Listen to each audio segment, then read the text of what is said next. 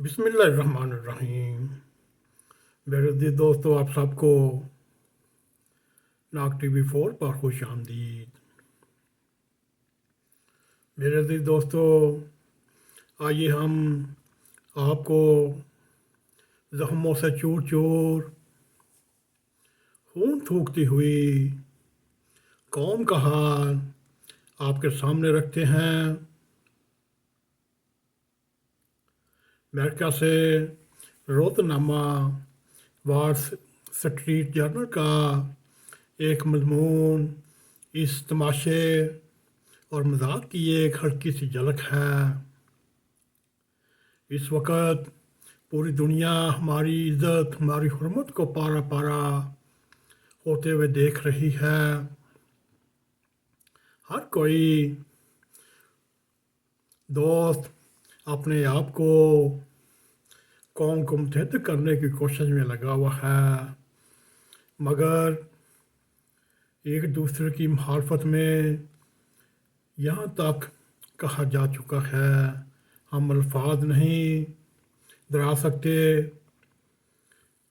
اور موجودہ حالات کے ذمہ دار آپ بھی جانتے ہیں۔ وہ زرداری خاندان، شریف خاندان کے خلاف عدالتوں میں گئے، بہت سے فیصلے ہوئے، کچھ بھی نہیں ملا، نہ ہی آپ کو ملے گا، نہ ہی ملنے کی کوشش ہے، اور نہ مانے کا ورد جاری ہے۔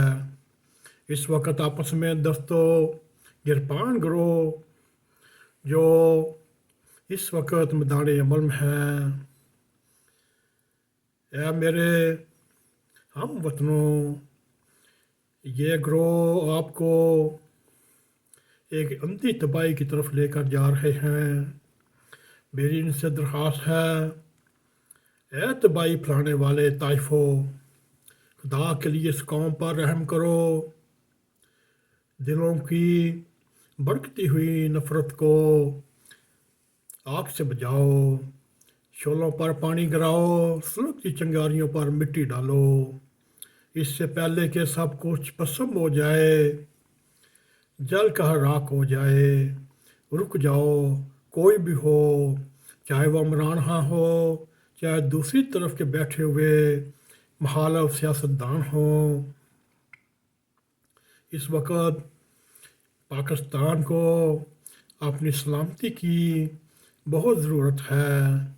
اگر پاکستان نہ رہا، یہ عمران خان اپنے مطالبات کہاں سے پورے کرائے گا؟ اور اگر حکمران پاکستان قائم نہ رہا، یہ حکمرانی کہاں کریں گے؟ اے میرے خدا کے بندو، یہ ملک، یہ قوم آپ کی بھی ہے، ہماری بھی ہے، اور تم اسی طرح لڑتے رہے تو کیوں خدا کی ناشکری کرتے ہو؟ اس وقت پاکستان کے ارد گرد دیکھو، سمجھنے کی کوشش کرو، یہ ملک تمہارے لیے ایک پناہ گاہ ہے، خیر کا جزیرہ ہے۔ کیا تم دیکھ نہیں رہے بھارت میں رہنے والے ہمارے بہن بھائی اس وقت کس طرح دوسرے درجے کے شہری بنا دیے گئے اور دستور بنائے جا رہے ہیں؟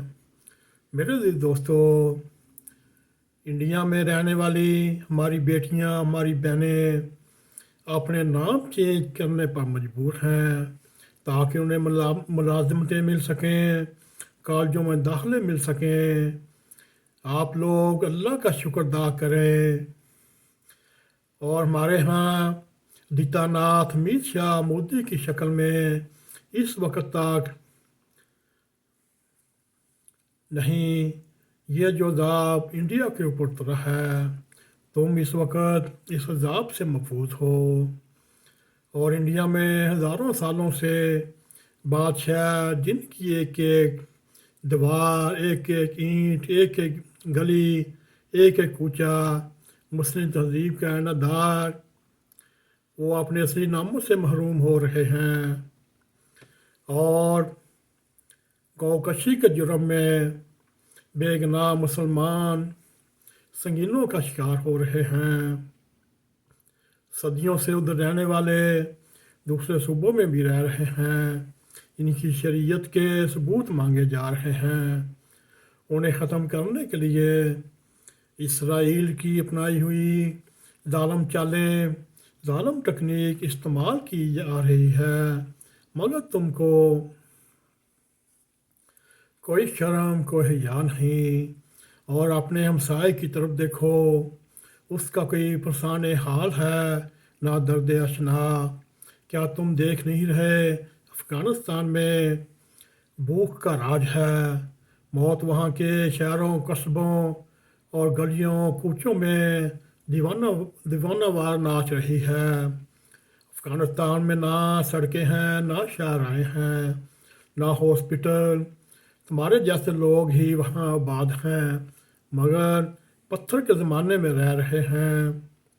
ہم ان کے مقابلے میں 1000 گنا نہ صحیح 100 گنا بہتر زندگی گزار رہے ہیں۔ کیا آپ کو یہ احساس نہیں ہو رہا؟